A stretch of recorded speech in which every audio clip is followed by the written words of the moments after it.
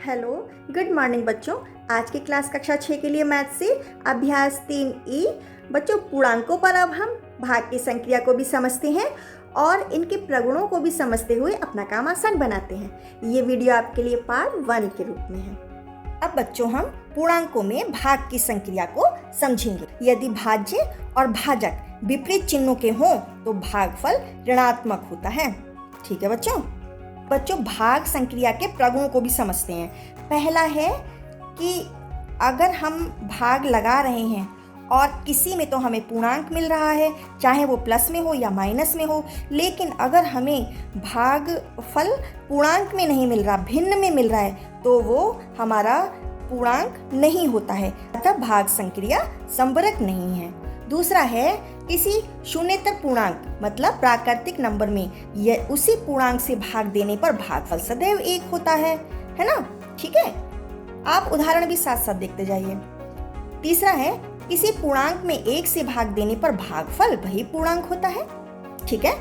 चौथा है, पूर्णांक 0 में किसी शून्येतर पूर्णांक से मतलब प्राकृतिक नंबर से भाग देने पर भागफल 0 ही आता है। पांचवा है, किसी पूर्णांक में 0 से भाग परिभाषित नहीं है। ठीक है बच्चों, अब हम अपने अभ्यास करते हुए और अच्छे से सीख जाएंगे। अब बच्चों, हम अभ्यास 3E के कुछ इन प्रश्नों को भी समझते हैं। ठीक है, तो पहला है बच्चों, भागफल ज्ञात कीजिए। इसमें है 21 में भाग लगाना है -3 से। तो बच्चों, इसका मतलब है क्योंकि एक पूर्णांक हमारा माइनस का है तो आंसर हमारा माइनस में आएगा और भाग लगा दो। 3 के पहाड़े में 21 कब आता है? 3 सत्ते 21, है ना।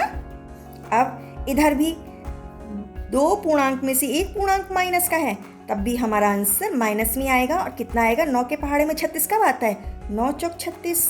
ठीक है, इसी तरीके से अब बच्चों क्या होता है कि भाग लगाने पर अगर दोनों पूर्णांक ऋणात्मक हैं तो ये माइनस से ये माइनस हट जाता है, कट जाता है। अब 6 का भाग 18 में लगा दो, 6 तियां 18, तो ये प्लस का 3 आया।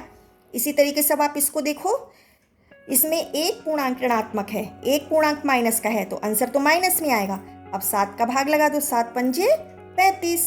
ठीक है, इधर भी एक पूर्णांक माइनस में है तो आंसर माइनस में आएगा। कितना आएगा? 17 तियां 51। ठीक है, अब ये 0 में भाग लगाना है, तब इसका आंसर 0 ही आएगा। अब बच्चों देखो, इसमें एक पूर्णांक माइनस का है, तो अब हम क्या करेंगे, हमें ये तो पता चल गया हमारा आंसर तो माइनस में ही आएगा। सिंपल, अब हमें भाग लगा देना है। ठीक है, ये माइनस वाला माइनस ले लो, अब भाग लगा दो। 12 एका 12, 5 बचा, 12 चौक 48, 4 बचा, 12 चौक 48। कितना आ गया? माइनस का 144। इसी तरीके से हम इसको देखेंगे। ये तो हमें अच्छे से समझ में आ गया बच्चों कि एक पूर्णांक माइनस का है तो हमारा आंसर तो माइनस में आने वाला है। ठीक है, अब हम भाग लगा देते हैं। 125 से कम 125, 6 में से 5 गया 1, 5 में से 2 गया 3, ये 2 लिया। अब हम 2 से करके देखते हैं। 125 दूनी 250, 2 आया। 11 में से 5 गया 6, अब ये 5 उतार लिया, तो 125 पंजे 625। तो हमारा कितना आंसर आया? ये माइनस का 125। ठीक है, अब इसमें बच्चों क्या है, दोनों पूर्णांक हमारे माइनस के हैं तो ये माइनस माइनस हट गया। अब 9 से भाग 729 में लगा दीजिए, 9 अट्ठे 72,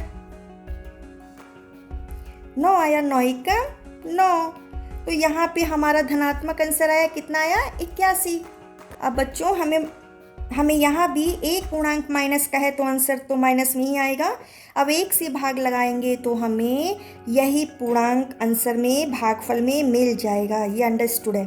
ठीक है बच्चों, अब इसको देखो, अब क्या होता है कि ये एक पूर्णांक माइनस का है तो आंसर माइनस में आएगा। अभी एक जीरो से एक जीरो हटा दो, इस जीरो से ये जीरो हटा दो, इस जीरो से ये जीरो हटा दो, कितना आंसर आएगा 20, माइनस का 20। अब इसमें भी देखो आंसर तो हमारा एक पूर्णांक है माइनस में, तो माइनस में आएगा, और 17,662 में इसी पूर्णांक से जब हम भाग लगाएंगे तो हमारा आंसर 1 आएगा। पूरे से ये पूरा कट जाएगा।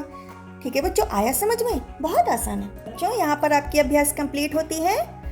कोई भी कन्फ्यूजन है तो बताइए, कमेंट बॉक्स में लिखिए। All the best.